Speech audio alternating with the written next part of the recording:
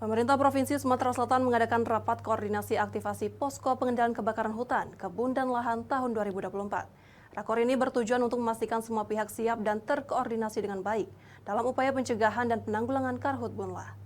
Perusahaan sudah siap karena sebelumnya Pemerintah Provinsi Sumatera Selatan mengadakan rapat koordinasi aktivasi posko pengendalian kebakaran hutan, kebun, dan lahan tahun 2024. Kegiatan ini dipimpin langsung oleh pejabat Gubernur Sumatera Selatan Ellen Setiadi.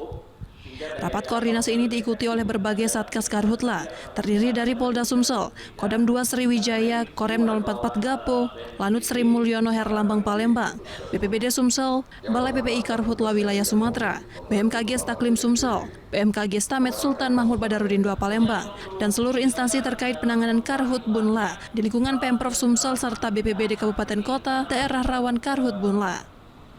Pejabat Gubernur Sumsel Ellen Setiadi menekankan pentingnya kesiapsiagaan dan koordinasi antar instansi untuk menghadapi potensi kebakaran hutan, kebun, dan lahan di wilayah Sumatera Selatan secara efektif dan efisien untuk mencegah dan mengendalikan karhutbunlah.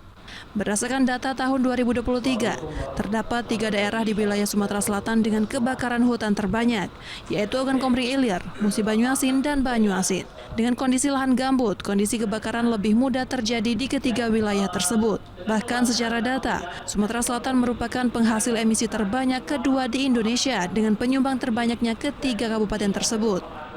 Dari instansi terhadap kesiapsiagaan, rencana penanganan, kemudian sampai bahkan beberapa lokasi yang kita indikasikan yang untuk prioritas ya mendapatkan perhatian khusus, dan terakhir juga kita sudah minta Pak Kapolda, Pangdam, dan Rem untuk segera menempatkan orang-orang di lapangan untuk dilakukan pencegahan yang beberapa daerah yang memang diindikasikan nanti kemungkinan akan bisa terjadi karhutlah.